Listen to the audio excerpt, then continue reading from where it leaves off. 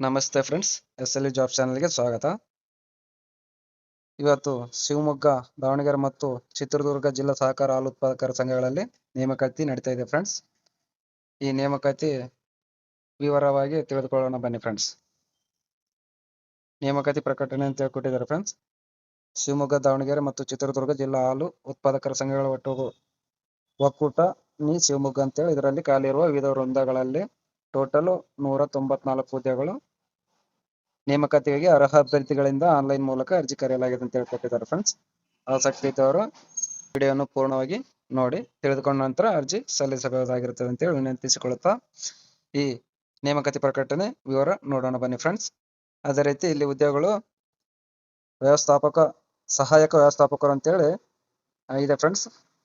ಒಟ್ಟು ಹುದ್ದೆಗಳು 17 ಹುದ್ದೆಗಳು ಖಾಲಿ ಇದ್ದು ವೇತನ ಶ್ರೇಣಿ 83,700 ಲಿಂದ 1,55,200 ರೂಪಾಯಿಗಳಾಗಿರುತ್ತದೆ ಫ್ರೆಂಡ್ಸ್.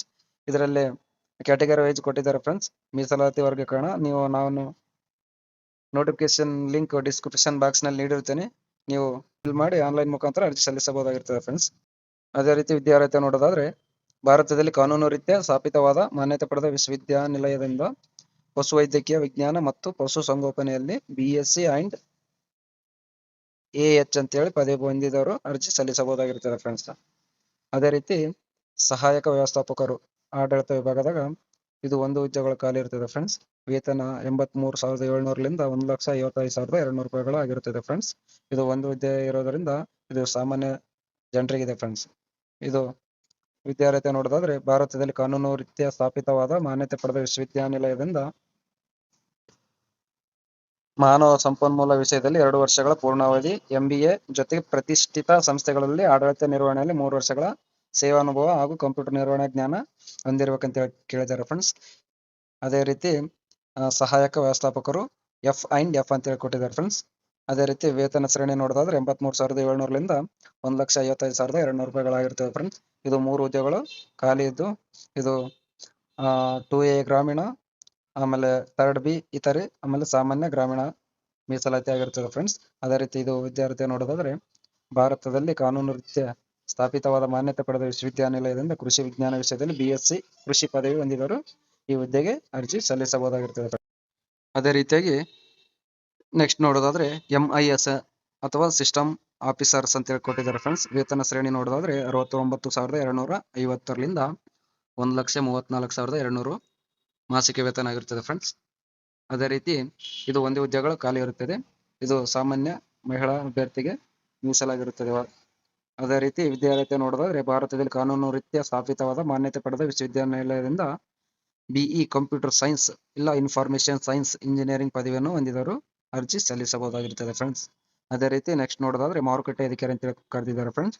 ವೇತನ ಶ್ರೇಣಿ 69,250 ಲಿಂದ 1,34,200 ಮಾಸಿಕ ವೇತನ ಆಗಿರುತ್ತದೆ ಫ್ರೆಂಡ್ಸ್. ಇದು 2 ಹುದ್ದೆಗಳು ಖಾಲಿ ಇದ್ದು ಇದು ಪರಿಶಿಷ್ಟ ಪಂಗಡ ಇತರೆ 1 ಹುದ್ದೆ, ಅದೇ ರೀತಿ ಸಾಮಾನ್ಯ ಇತರೆ 1 ಹುದ್ದೆ, ಟೋಟಲ್ 2 ಹುದ್ದೆಗಳು ಮೀಸಲಾತಿ ವರ್ಗೀಕರಣ ಕೊಟ್ಟಿದ್ದಾರೆ ಫ್ರೆಂಡ್ಸ್.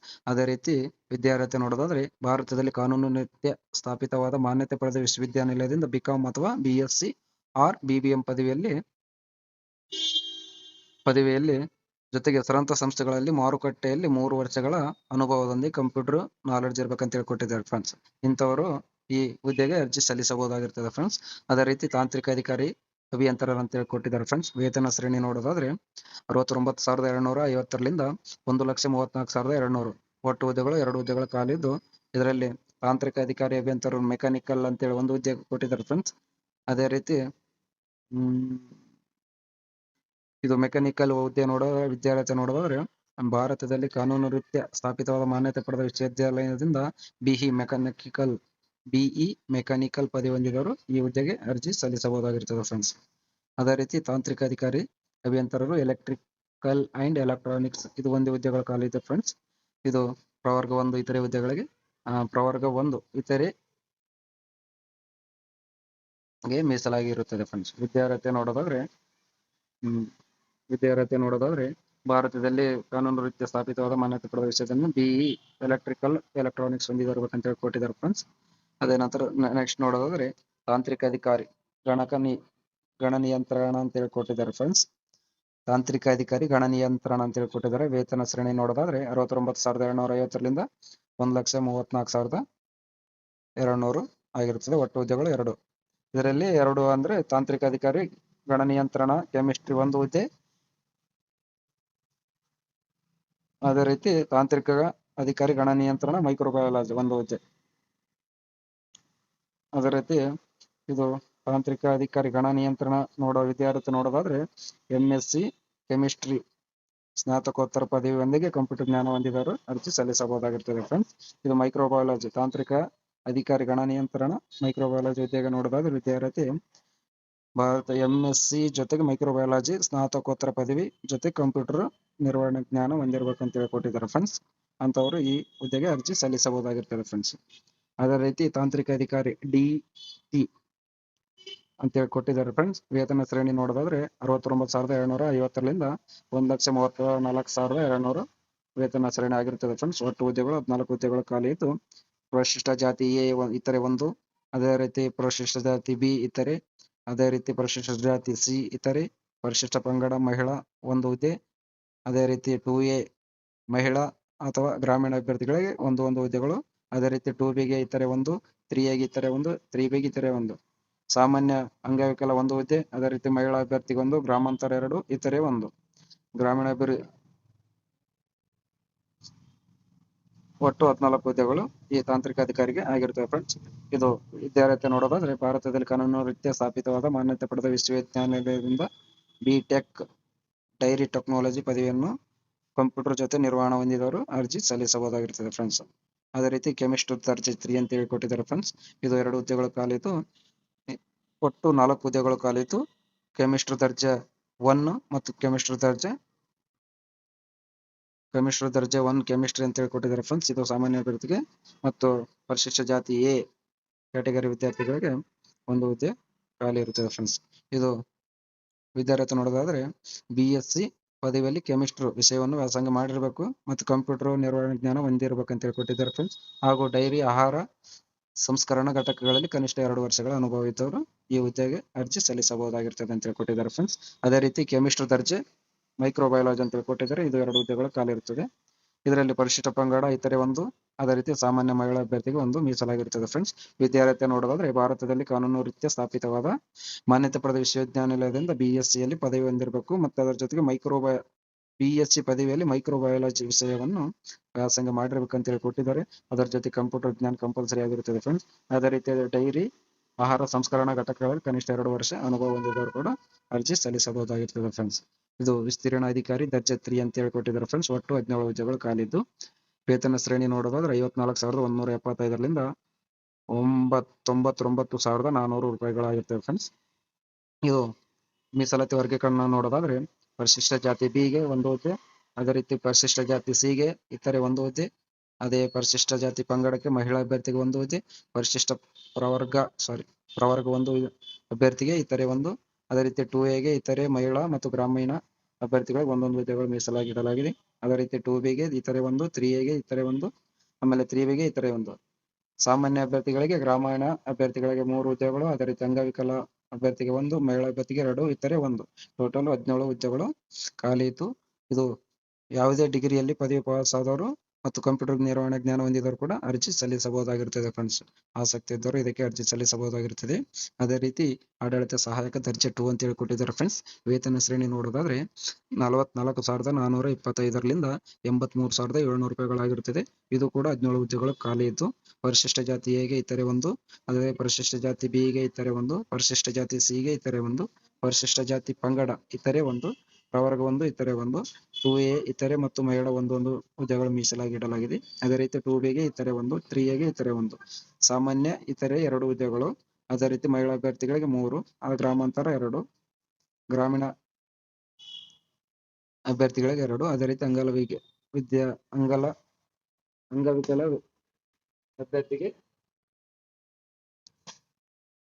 ಅಂಗವಿಕಲ ಅಭ್ಯರ್ಥಿಗೆ 1 ಹುದ್ದೆಗಳು ಮೀಸಲಾಗಿ ಇಡಲಾಗಿದೆ ಫ್ರೆಂಡ್ಸ್. ಇದು ವಿದ್ಯಾರ್ಥಿ ನೋಡೋದಾದ್ರೆ ಭಾರತದಲ್ಲಿ ಕಾನೂನು ರೀತ್ಯ ಸ್ಥಾಪಿತವಾದ ಮಾನ್ಯತೆ ಪಡೆದ ವಿಶ್ವವಿದ್ಯಾಲಯದಿಂದ ಯಾವುದೇ ಪದವಿಯೊಂದಿಗೆ ಕಂಪ್ಯೂಟರ್ ನಿರ್ವಹಣೆ ಜ್ಞಾನ ಹೊಂದಿರಬೇಕಂತ ಹೇಳಿ ಕೊಟ್ಟಿದ್ದಾರೆ ಫ್ರೆಂಡ್ಸ್. ಇವು ಕೂಡ 17 ಹುದ್ದೆಗಳ ಖಾಲಿದ್ದು ಆಸಕ್ತಿ ಇದ್ದವರು ಅರ್ಜಿ ಸಲ್ಲಿಸಬಹುದಾಗಿರುತ್ತದೆ ಫ್ರೆಂಡ್ಸ್. ಮತ್ತೆ ನೆಕ್ಸ್ಟ್ ನೋಡೋದಾದ್ರೆ ಲೆಕ್ಕ ಸಹಾಯಕ ದರ್ಜೆ 2 ಅಂತೇಳಿ ಕೊಟ್ಟಿದ್ದಾರೆ ಫ್ರೆಂಡ್ಸ್. ವೇತನ ಶ್ರೇಣಿ ನೋಡೋದಾದ್ರೆ 44,425 ರೂಪಾಯಿಲಿಂದ 83,700 ಮಾಸಿಕ ವೇತನ ಆಗಿರುತ್ತದೆ ಫ್ರೆಂಡ್ಸ್. ಇದು ಒಟ್ಟು 12 ಹುದ್ದೆಗಳ ಖಾಲಿ ಇತ್ತು. ಇದು ಮೀಸಲಾತಿ ವರ್ಗೀಕರಣ ನೋಡೋದಾದ್ರೆ ಪರಿಶಿಷ್ಟ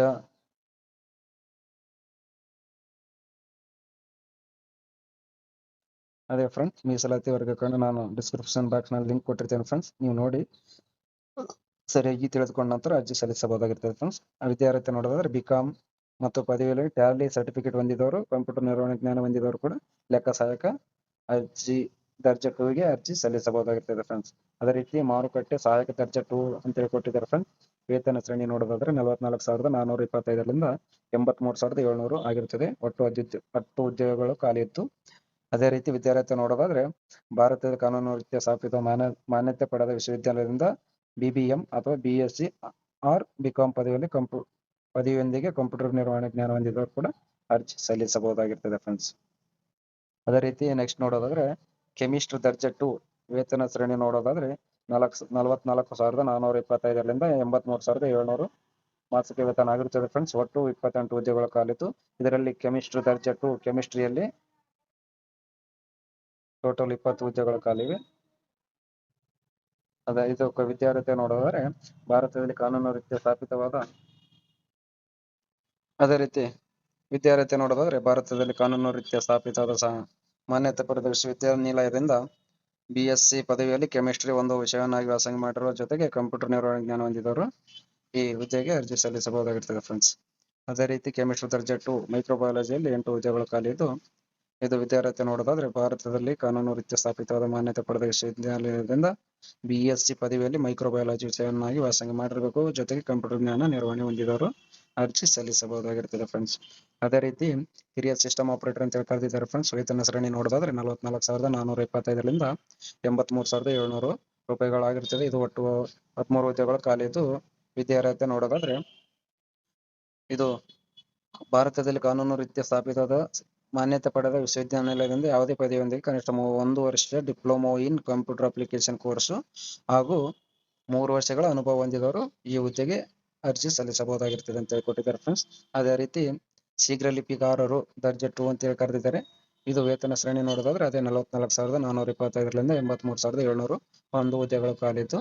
ಇದು ವಿದ್ಯಾರ್ಥಿ ನೋಡೋದಾದ್ರೆ ಯಾವುದೇ ವಿಷಯದಲ್ಲಿ ಪದವಿ ಪಡೆದು ಸೀನಿಯರ್ ಇಂಗ್ಲಿಷ್ ಮತ್ತು ಕನ್ನಡ ಶಾರ್ಟ್ ಹ್ಯಾಂಡ್ ನೊಂದಿಗೆ ಕಂಪ್ಯೂಟರ್ ಆಫೀಸ್ ಪ್ಯಾಕೇಜ್ ನಿರ್ವಹಣೆಗಳ ಜ್ಞಾನ ಹೊಂದಿದವರು ಕೂಡ ಅರ್ಜಿ ಸಲ್ಲಿಸಬಹುದು ಅಂತ ಕೊಟ್ಟಿದ್ದಾರೆ ಫ್ರೆಂಡ್ಸ್.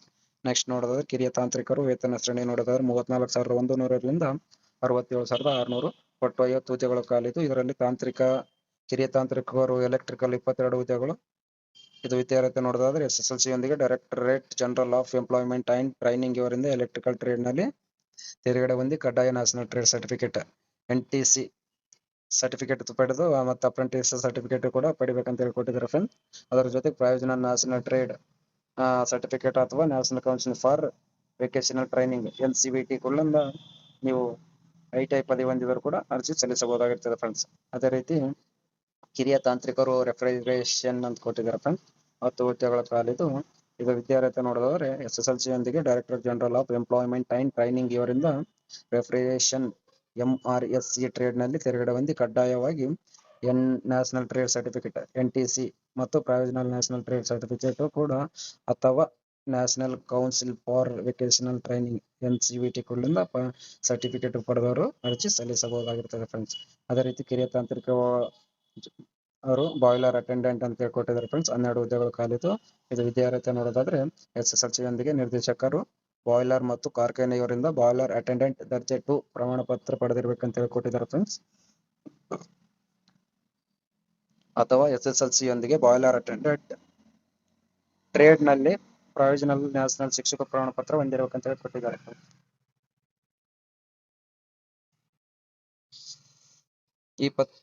ಈ ಪ್ರಮಾಣ ಪತ್ರ ಹೊಂದಿದವರು ಅರ್ಜಿ ಸಲ್ಲಿಸಬಹುದಾಗಿರ್ತದೆ ಫ್ರೆಂಡ್ಸ್. ಅದೇ ರೀತಿ ಕಿರಿಯ ಸಹಾಯಕರು ಫಿಟ್ಟರ್ ನಲ್ಲಿ 4 ಹುದ್ದೆಗಳು ಖಾಲಿದ್ದು. SSLC ಯೊಂದಿಗೆ director of general employment and training ಅದರಲ್ಲಿ ಸರ್ಟಿಫಿಕೇಟ್ ತೆರಗಡೆ ಹೊಂದಿ ಕಡ್ಡಾಯವಾಗಿ SCVT NCTC ಆಮೇಲೆ NCVT ಅಂತೇಳಿ ಕೊಟ್ಟಿದ್ದಾರೆ ಫ್ರೆಂಡ್ಸ್. ಎಂಪ್ಲಾಯ್ಮೆಂಟ್ ಅಂಡ್ ಟ್ರೈನಿಂಗ್ ಇವರಿಂದ ಫಿಟ್ಟರ್ ಟ್ರೈನಿಂಗ್ ತೆರಗಡೆ ಹೊಂದಿ ಕನ್ನಡ ನ್ಯಾಷನಲ್ ಟ್ರೇಡ್ ಸರ್ಟಿಫಿಕೇಟ್ ಅಥವಾ ಪ್ರೊವಿಷನಲ್ ನ್ಯಾಷನಲ್ ಟ್ರೇಡ್ ಸರ್ಟಿಫಿಕೇಟ್ ಅಥವಾ counselling for vocational training certificate NCVT ಪಡೆದಿರ್ಬೇಕಂತ ಹೇಳಿ ಕೊಟ್ಟಿದ್ದಾರೆ ಫ್ರೆಂಡ್ಸ್. ಅಂತಹ ವಿದ್ಯಾರ್ಥಿಗಳು ಅಭ್ಯರ್ಥಿಗಳು ಅರ್ಜಿ ಸಲ್ಲಿಸಬಹುದಾಗಿರ್ತದೆ ಫ್ರೆಂಡ್ಸ್. ಅದೇ ರೀತಿ ಕಿರಿಯ ಸಹಾಯಕರು ವೆಲ್ಡರ್ ಅಂತ ಹೇಳಿ ಕೊಟ್ಟಿದ್ದಾರೆ ಫ್ರೆಂಡ್ಸ್. 2 ಹುದ್ದೆಗಳ ಖಾಲಿದು SSLC ಯೊಂದಿಗೆ. ಅದೇ ರೀತಿ director general of employment and training ಅವರಿಂದ ವೆಲ್ಡರ್ ಟ್ರೇಡ್ ನಲ್ಲಿ ತೆರಗಡೆ ಹೊಂದಿ ಕಡ್ಡಾಯವಾಗಿ ನ್ಯಾಷನಲ್ ಟ್ರೇಡ್ ಸರ್ಟಿಫಿಕೇಟ್ ಹೊಂದಿರಬೇಕಂತ ಹೇಳಿ ಕೊಟ್ಟಿದ್ದಾರೆ ಫ್ರೆಂಡ್ಸ್. ಅಥವಾ ಪ್ರೊವಿಷನಲ್ ನ್ಯಾಷನಲ್ ಗ್ರೇಡ್ ಸರ್ಟಿಫಿಕೇಟ್ ಅಥವಾ national council for vocational training NCVT certificate ಪಡೆದವರು ಕೂಡ ಅರ್ಜಿ ಸಲ್ಲಿಸಬಹುದು ಅಂತ ಹೇಳಿ ಕೊಟ್ಟಿದ್ದಾರೆ ಫ್ರೆಂಡ್ಸ್. ಸಾಮಾನ್ಯ ಸೂಚನೆಗಳು ನೀವು ನೋಡಿಕೊಳ್ಳಬಹುದಾಗಿರ್ತದೆ. ಎಲ್ಲ ಅಧಿಸೂಚನೆ ನೋಡಿ ನೀವು ಸರಿಯಾಗಿ ತಿಳಿದುಕೊಂಡ ನಂತರ ಅರ್ಜಿ ಸಲ್ಲಿಸಬಹುದಾಗಿರ್ತದೆ ಫ್ರೆಂಡ್ಸ್. ಇದು ಅರ್ಜಿ ಸಲ್ಲಿಸುವುದು ಆನ್ಲೈನ್ ಮುಖಾಂತರ ಆಗಿರೋದ್ರಿಂದ ಇಲ್ಲಿ ವೆಬ್ಸೈಟ್ ಕೊಟ್ಟಿರ್ತೇನೆ ಫ್ರೆಂಡ್ಸ್. ನಾನು ಡಿಸ್ಕ್ರಿಪ್ಷನ್ ಬಾಕ್ಸ್ ನಲ್ಲಿ ನೀಡಿರುತ್ತೇನೆ ವೆಬ್ಸೈಟ್ www.shimulcmul.coop. ಇದರಲ್ಲಿ ಲಾಗಿನ್ ಆಗಿ ನೀವು ಅರ್ಜಿ ಸಲ್ಲಿಸಬಹುದಾಗಿರ್ತದೆ ಫ್ರೆಂಡ್ಸ್. ಇದು ಅರ್ಜಿ ಸಲ್ಲಿಸೋದು ಕೊಟ್ಟಿದ್ದಾರೆ ಫ್ರೆಂಡ್ಸ್. ಅಭ್ಯರ್ಥಿಗಳು ಎಲ್ಲ ದಾಖಲೆಗಳನ್ನು ಸ್ಪಷ್ಟವಾಗಿ ಕಾಣುವಂತೆ ಆನ್ಲೈನ್ ಮೂಲಕ ಅಪ್ಲೋಡ್ ಮಾಡುವುದು ಕಡ್ಡಾಯವಾಗಿರುತ್ತದೆ ಅಂತ ಹೇಳಿ ಕೊಟ್ಟಿದ್ದಾರೆ. ಆನ್ಲೈನ್ ಮೂಲಕ ಸಲ್ಲಿಸುವ ಅರ್ಜಿಗಳು ಅಪೂರ್ಣ ಹಾಗೂ ಅಸ್ಪಷ್ಟ ದಾಖಲೆಗಳನ್ನು ಅಥವಾ ಮಾಹಿತಿಗಳನ್ನು ನೀಡಿದಲ್ಲಿ ಅಂತಹ ಅರ್ಜಿಗಳನ್ನು ತಿರಸ್ಕರಿಸಲಾಗುವುದು ಅಂತ ಹೇಳಿ ಕೊಟ್ಟಿದ್ದಾರೆ ಫ್ರೆಂಡ್ಸ್. ನೀವು ಅರ್ಜಿ ಹಾಕ್ಬೇಕಾದ್ರೆ ಡಾಕ್ಯುಮೆಂಟ್ಗಳನ್ನು ಸರಿಯಾದ ರೀತಿಯಲ್ಲಿ ಕಾಣುವಂತೆ ಅಪ್ಲೋಡ್ ಮಾಡ್ಬೇಕಂತ ಹೇಳಿ ಕೊಟ್ಟಿದ್ದಾರೆ ಫ್ರೆಂಡ್ಸ್. ಇಲ್ಲ ಅಂದ್ರೆ ಅರ್ಜಿಯನ್ನು ತಿರಸ್ಕರಿಸಲಾಗುವುದು ಅಂತ ಹೇಳಿ ಕೊಟ್ಟಿದ್ದಾರೆ. ಅದೇ ರೀತಿ ನೀವು ಸರಿಯಾದ ಪ್ರಮಾಣದಲ್ಲಿ ಅರ್ಜಿ ಹಾಕಬೇಕಾಗಿರುತ್ತದೆ ಫ್ರೆಂಡ್ಸ್. ಇಲ್ಲ ಅಂದ್ರೆ ಆನ್ಲೈನ್ ಬ್ರೌಸಿಂಗ್ ಸೆಂಟರ್ಗೆ ಹೋಗಿ ನೀವು ಸರಿಯಾದ ರೀತಿಯಲ್ಲಿ ಅರ್ಜಿ ಹಾಕಿಕೊಳ್ಳಬೇಕಾಗಿರುತ್ತದೆ ಫ್ರೆಂಡ್ಸ್. ಅರ್ಜಿ ಶುಲ್ಕ ನೋಡೋಣ ಬನ್ನಿ ಫ್ರೆಂಡ್ಸ್. ಪರಿಶಿಷ್ಟ ಜಾತಿ ಪ್ರವರ್ಗ ಎ, ಪರಿಶಿಷ್ಟ ಜಾತಿ ಪ್ರವರ್ಗ ಬಿ, ಪರಿಶಿಷ್ಟ ಜಾತಿ ಪ್ರವರ್ಗ ಸಿ, ಪರಿಶಿಷ್ಟ ಪಂಗಡ ಮತ್ತು ಪ್ರವರ್ಗ 1 ಹಾಗೂ ಅಂಗವಿಕಲ ಅಭ್ಯರ್ಥಿಗಳು ಪಾವತಿಸಬೇಕಾದ ಶುಲ್ಕ ಅಂತ ಹೇಳಿ ಕೊಟ್ಟಿದ್ದಾರೆ ಫ್ರೆಂಡ್ಸ್. ಟೋಟಲ್ 500 ಆಗಿರ್ತದೆ, 500 ರೂಪಾಯಿಗಳು ಬ್ಯಾಂಕ್ ಶುಲ್ಕ ಮತ್ತು ಪ್ರತ್ಯೇಕ ಅಂತ ಹೇಳಿ ಕೊಟ್ಟಿದ್ದಾರೆ ಫ್ರೆಂಡ್ಸ್. ಅದೇ ರೀತಿ ಇತರೆ ವರ್ಗದ ಅಭ್ಯರ್ಥಿಗಳು ಪಾವತಿಸಬೇಕಾದ ಶುಲ್ಕ 1,000 ರೂಪಾಯಿಗಳು ಅಂತ ಹೇಳಿ ಕೊಟ್ಟಿದ್ದಾರೆ ಫ್ರೆಂಡ್ಸ್. ಇದಕ್ಕೂ ಬ್ಯಾಂಕ್ ಶುಲ್ಕ ಪ್ರತ್ಯೇಕ ಅಂತ ಹೇಳಿ ಕೊಟ್ಟಿದ್ದಾರೆ. ಇದು ಆನ್ಲೈನ್ ಅಭ್ಯರ್ಥಿಗಳು ಅರ್ಜಿ ಭರ್ತಿ ಮಾಡಲು ಆನ್ಲೈನ್ ನಲ್ಲಿ ನೀಡಿರುವ ಸೂಚನೆಗಳು ತಪ್ಪದೆ ಪಾಲಿಸಲು ಅಂತ ಹೇಳಿ ಕೊಟ್ಟಿದ್ದಾರೆ ಫ್ರೆಂಡ್ಸ್. ಅದೇ ರೀತಿ ಅಕೌಂಟ್ ಪಾವತಿಸಲು ನಿಗದಿಪಡಿಸಿದ ಕೊನೆಯ ದಿನಾಂಕ 14/12/25. ಅಂತರ ಶುಲ್ಕವನ್ನು ಸಂದಾಯ ಮಾಡಿದಲ್ಲಿ ಅಂತಹ ಅರ್ಜಿಗಳನ್ನು ತಿರಸ್ಕರಿಸಲಾಗುವುದು ಅಂತ ಹೇಳಿ ಕೊಟ್ಟಿದ್ದಾರೆ ಫ್ರೆಂಡ್ಸ್. ಇಲ್ಲಿ DD, check, postal order, money order ಇವುಗಳನ್ನು ಸ್ವೀಕರಿಸಲಾಗುವುದಿಲ್ಲ ಅಂತ ಹೇಳಿ ಕೊಟ್ಟಿದ್ದಾರೆ. ಹಾಗಾಗಿ ಆನ್ಲೈನ್ ಮುಖಾಂತರ ನೀವು ಪೇಮೆಂಟ್ ಮಾಡಬಹುದಾಗಿರ್ತದೆ ಫ್ರೆಂಡ್ಸ್. ಇಲ್ಲಿ ಅರ್ಜಿ ಸಲ್ಲಿಸಲು ನಿಗದಿಪಡಿಸಿದ ಪ್ರಾರಂಭ ದಿನಾಂಕ 14/11/2025 ಅದೇ ರೀತಿ ಅರ್ಜಿ ಸಲ್ಲಿಸುವ ಕೊನೆಯ ದಿನಾಂಕ 14/12/2025 ಆಗಿರ್ತದೆ ಫ್ರೆಂಡ್ಸ್. ಆಸಕ್ತಿ ಇದ್ದವರು ಅರ್ಜಿ ಸಲ್ಲಿಸಬಹುದಾಗಿರ್ತದೆ ಫ್ರೆಂಡ್ಸ್. ಈ ಮಾಹಿತಿ ಇಷ್ಟವಾದಲ್ಲಿ ನಮ್ಮ ಚಾನಲ್ ಅನ್ನು ಸಬ್ಸ್ಕ್ರೈಬ್ ಮಾಡಿ ಫ್ರೆಂಡ್ಸ್ ಮತ್ತು ಬೆಲ್ ಐಕಾನ್ ಒತ್ತಿ ಈ ಮಾಹಿತಿ ಇಷ್ಟವಾದಲ್ಲಿ ನಿಮ್ಮ ಫ್ರೆಂಡ್ಸ್ಗೂ ಇತರರಿಗೂ ಶೇರ್ ಮಾಡಿ ಫ್ರೆಂಡ್ಸ್. ಧನ್ಯವಾದಗಳು ಫ್ರೆಂಡ್ಸ್.